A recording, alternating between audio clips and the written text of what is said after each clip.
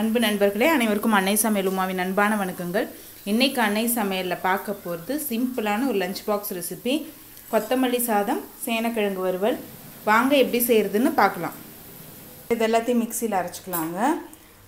ஒரு கைப்பிடி அளவு கொத்தமல்லி, 1 டீஸ்பூன் சோம்பு, சின்ன துண்டு இஞ்சி, 2 பச்சை மிளகாய். இப்போ இது எல்லாத்தையும் மிக்சியில் நைஸாக அரைச்சிக்கலாம். 1 டீஸ்பூன் கடுகு, 1 டீஸ்பூன் உளுந்து, 1 டீஸ்பூன் கடலைப்பருப்பு, கொஞ்சம் வேர்க்கடலை, கொஞ்சம் முந்திரி,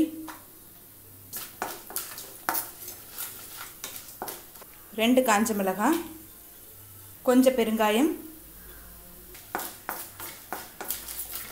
1 வெங்காயத்தை சேர்த்துக்கலாம்.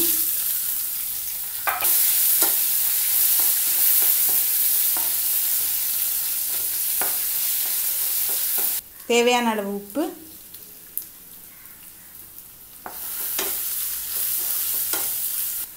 இப்போ அரைச்சி வச்சுருக்க விழுதை இது கூடவே சேர்த்துக்கலாங்க.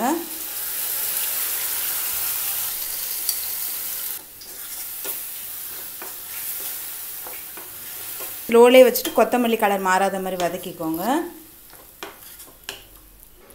சாதத்தை இது மாதிரி உதிரி உதிரியாக வடித்து வச்சுக்கோங்க. இப்போ இதில் சாதத்தை சேர்த்துக்கலாங்க.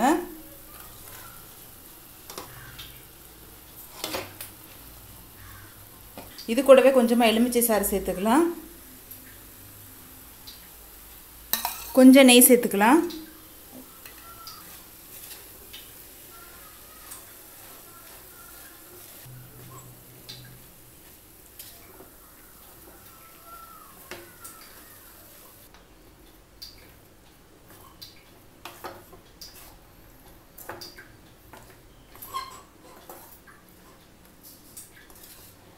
இப்போ எல்லாத்தையும் நல்லா மிக்ஸ் பண்ணியாச்சுங்க. இப்போ கொத்தமல்லி சாதம் ரெடி ஆகிடுச்சு. சர்வ் பண்ணிடலாம். தேவையான அளவு தண்ணி சேர்த்துக்கலாம்.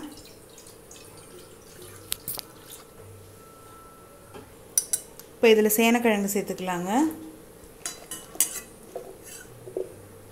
1/4 கிலோ சேனக்கிழங்கு சின்ன சின்ன பீசஸாக கட் பண்ணி சேர்த்துக்கோங்க. தேவையான அளவு உப்பு, கொஞ்சம் மஞ்சத்தூள்,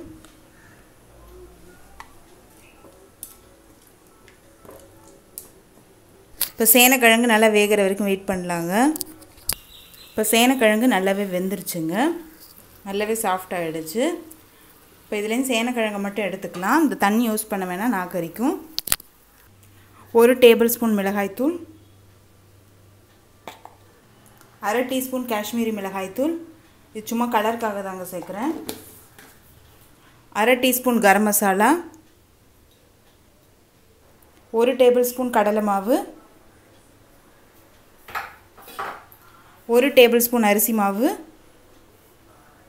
கொஞ்சமாக தண்ணி சேர்த்துக்கலாம். தேவையான அளவு உப்பு. கிழங்கு வேக வைக்கும் போதே பாதி உப்பு போட்டிருக்கோங்க, அதனால் இப்போ நான் பாதி உப்பு தான் சேர்க்குறேன்.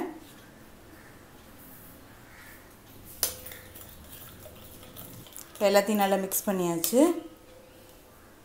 இப்போ அடுத்தது இதில் வேக வச்சு சேனக்கிழங்கு சேர்த்துக்கலாங்க.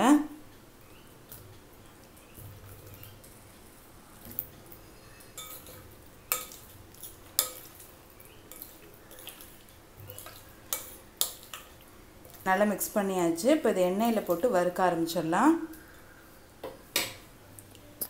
கொஞ்சம் கருவேப்பிலை சேர்த்துக்கலாம்.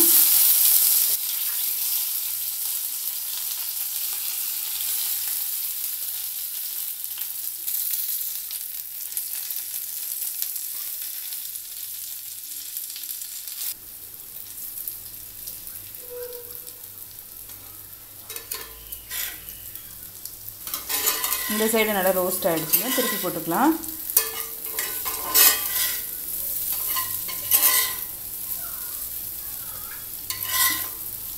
இப்போ 2 சைடும் பார்த்திங்கன்னா நல்லாவே ரோஸ்ட் ஆகிடுச்சு. இப்போ சேனக்கிழங்கு ரோஸ்ட் ரெடி ஆகிடுச்சு. சர்வ் பண்ணிடலாம். இப்போ சுவையான கொத்தமல்லி சாதம் ரெடி ஆகிடுச்சு. அதுக்கு சூப்பரான சைட் டிஷ் சேனக்கிழங்கு வறுவல் ரெடி ஆகிடுச்சு. ரெசிபியை ட்ரை பண்ணி பாருங்கள், கண்டிப்பாக உங்களுக்கு பிடிக்கும். ரெசிபி பிடிச்சிருந்ததுன்னா வீடியோவை லைக் பண்ணுங்கள், கமெண்ட் பண்ணுங்கள், ஷேர் பண்ணுங்கள். இதுவரைக்கும் அன்னை சமையல் சேனலை சப்ஸ்கிரைப் பண்ணாதவங்க மறக்காமல் சப்ஸ்கிரைப் பண்ணுங்கள். தேங்க்யூ.